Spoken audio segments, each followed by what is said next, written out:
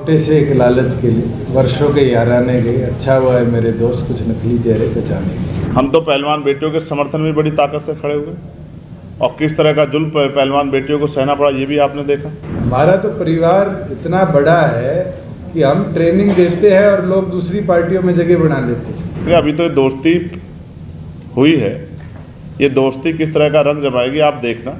लांबा जी जहाँ साथी आए गए, मेरे को तो चौटाला साहब का एक शेर याद है जब संपत सिंह पार्टी छोड़ के गए कि छोटे से एक लालच के लिए वर्षों के याराने गए। अच्छा हुआ है मेरे दोस्त कुछ नकली चेहरे पहचाने गए। ये तो समय है, लोग आएंगे जाएंगे और ख़ास तौर पर चुनाव।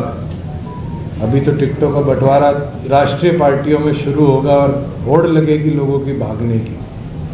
और चुनाव के अंदर तो हमने लोकसभा में देखा है, विजेंद्र सिंह सुबह पटका छोड़कर बीजेपी का और कांग्रेस में गए और उनकी टिकट कट गई और राहुल कसवा को टिकट मिल गई। रणजीत बिट्टू कांग्रेस छोड़कर बीजेपी में गए, उनको टिकट मिली। कौन आएगा जाएगा मुझे नहीं लगता पार्टियों को इससे फर्क। जहाँ अलायंस की बात है, हमारा विजन क्लियर है कि किसान कमेरे की हम लड़ाई लड़ेंगे और किसान कमेरे के अंदर चाहे वो हमारे एससी साथी हो, इनका कैसे उत्थान।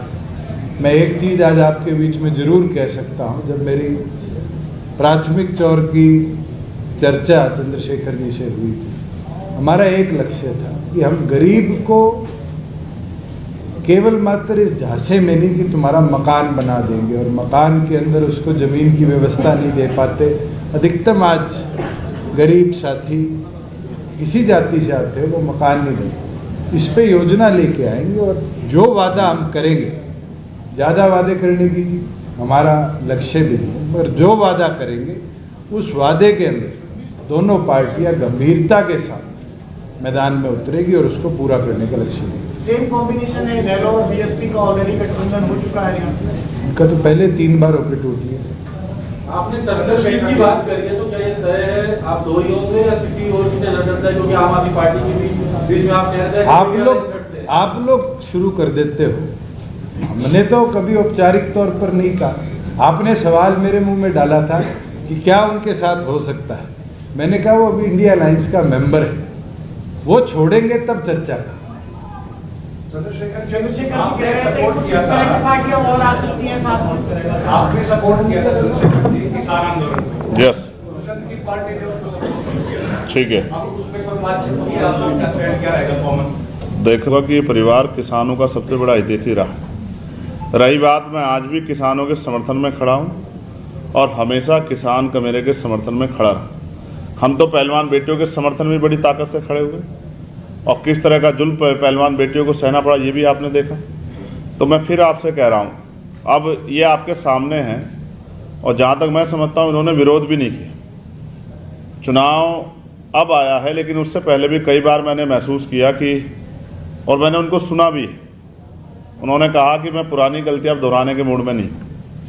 अच्छा, गलती मानते हैं आप? मैं क्या कह रहा हूँ, पुरानी गलतियां कि जो पुराने रूप से राजनीतिक जो भी कुछ हुआ होगा उसको दोहराने के मूड में नहीं।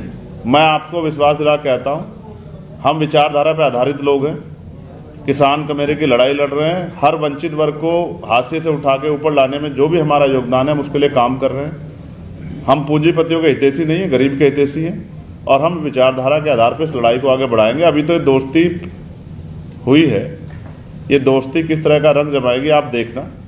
हमारे लोगों को, कुणाल भाई, हमारे लोगों को हमारे ऊपर भरोसा है, उस भरोसे को हम बना के रखेंगे और ये ताकत जो है आप देखना नया निर्माण करेंगे। नए हरियाणा का निर्माण जो सपनून महान पुरुषों के सपने का होगा और राष्ट्र निर्माण में भी योगदान देगी।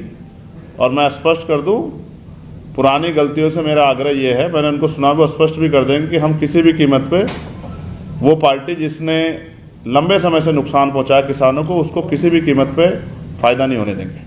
तो क्या ये तय माना जाए कि आप चौधरी देवीलाल की बात करते हैं तो उनके तो दो लोग उनके परिवार से आते, आप भी आ रहे हैं, आईएनएलडी भी आ रहा है, तो ये तो परिवार में ही बंटवारा भी है ना? नहीं, 4 हैं, कांग्रेस में भी है, बीजेपी में भी है।